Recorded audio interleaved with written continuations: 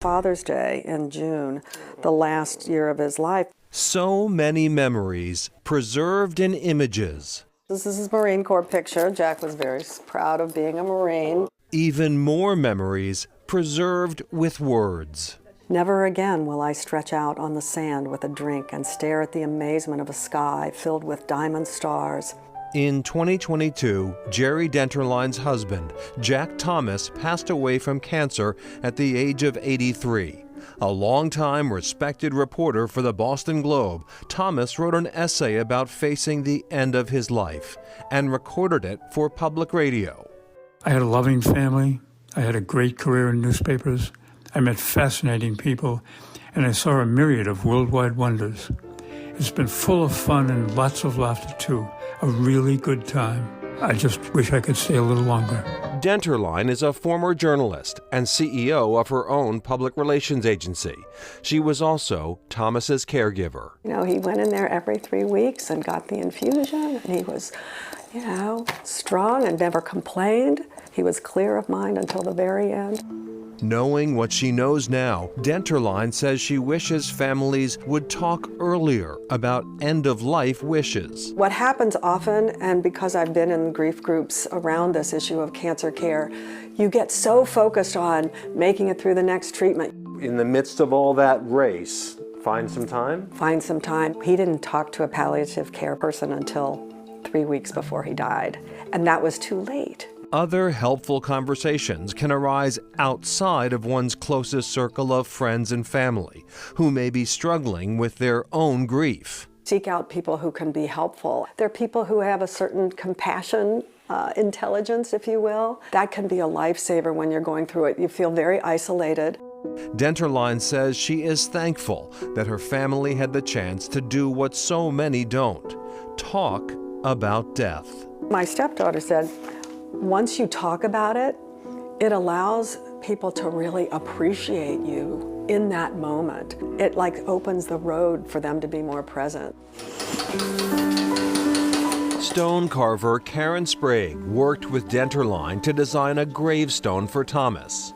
And with Jack, he loved writing. He loved the birds, he loved nature and his garden, and she did also.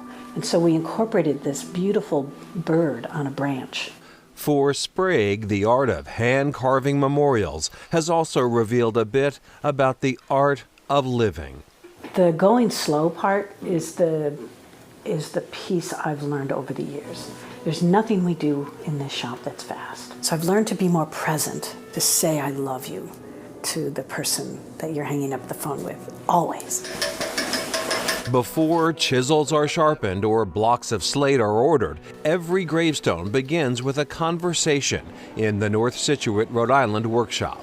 I'll ask you ahead of time, bring photos of your mother or your son or whomever it is we're going to remember. I tend to want to steer their conversation about, tell me about their life, tell me what they loved. I'll just make a quick sketch of those first impulses of what I was imagining. Letters drew Sprague to stone carving.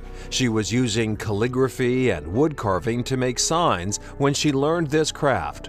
Her first ever letters in stone are still in her shop. But it was a personal loss that brought her to making memorials. It wasn't until 1996 my father-in-law died, and I asked my mother-in-law, can I carve his stone? And I just poured my love for this man into a design. A newspaper story about that monument turned into a few commissions. And then eventually a business and a team of stone carvers. I loved the fact that I could be an artist, and I know the work of sitting and listening to families is another piece that I'm called to do. And families have said, and they write to me after, they weren't expecting such a healing experience, but they had one. Memories etched into stone, one precise cut at a time. Everything takes time because I have to be cognizant of everything that I'm doing. It takes a huge village to make what we do, what looks so simple. There's many hands and many hearts that go into each one of these stones that we make. Incredible work. And back to Jerry Denterline and Jack Thomas. Jerry wrote a very well-received essay of her own after the death of her husband. And she has another piece of advice.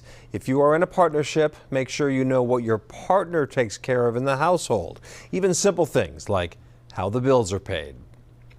Up next, the peaceful power of music.